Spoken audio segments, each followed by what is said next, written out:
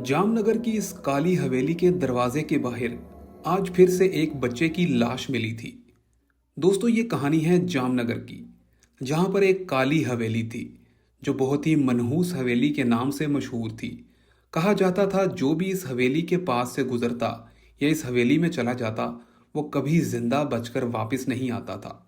आखिर इस हवेली में ऐसा क्या हुआ था कि जामनगर की ये हवेली बहुत ही खतरनाक हवेली बन गई थी और इसमें रहने वाली चुड़ैलें और भूत इंसानों को खाने लगी थी।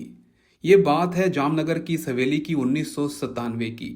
यहाँ पर रहने वाले एक बड़े मालिक ने अपने घर में काम करने वाली मुलाजमा का कत्ल कर दिया था। दोस्तों, कहा जाता था कि ये मुलाजमा बड़े शौक के साथ इस घर में काम करती थी, जिसका नाम था रानी। रानी अपने मालिक की खिदमत बहुत करती थी। एक दिन क्या हुआ कि रानी ने मालिक के बच्चे को थप्पड़ मार दिया। बच्चे ने बहुत जोर से शरारत की और रानी के मुंह पर थप्पड़ मारा, जिसकी वजह से रानी को गुस्सा आ गया और उसने भी बच्चे पर थप्पड़ उठा मारा। फिर क्या हुआ, मालिक ने डंडा लाकर इस रानी की बहुत पिटाई की। रानी को मालिक पर बहुत ज्यादा गुस्सा आ गया था, क्योंकि उसने सिर्फ बच्चे को समझाने के लिए ऐसा किया था। लेकिन मालिक ने जिस तरह से बेदर्दी के साथ उसको मारा, वो रोती हुई अपने गांव चली गई थी। कुछ दिन गुजरने के बाद क्या हुआ था, ये रानी वापस लौट आई थी। रानी का मूड अब बदल गया था। रानी का चेहरा बहुत ही खतरनाक लगने लगा था और मालिक ने इसको वापस नौकरी पर रख लिया था। कहा जाता है कि अचानक से क्या हुआ, एक दिन उसी घर के मालिक की कमरे से लाश निकल आई। जब दरवाजा खोलकर देखा तो कमरे में खतरनाक रानी खड़ी थी। इसके हाथ खून से रंगे हुए थे और इसने डंडों के साथ मालिक का कत्ल कर दिया था। आज इसने बदला ले लिया था। जो मालिक ने इसको मारा था, इसने उसी का बदला लिया था। इसके बाद इस घर के अंदर मालिक के बेटों ने रानी के छोटे छोटे बच्चों को बेदर्दी से कत्ल कर दिया।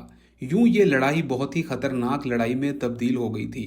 अब रानी जो थी आखिरकार बूढ़ी हो गई थी, लेकिन उसने क्या किया, उसने घर के तमाम अफराद को आहिस्ता आहिस्ता कत्ल कर दिया और अपने मरते हुए बच्चों का बदला ले लिया।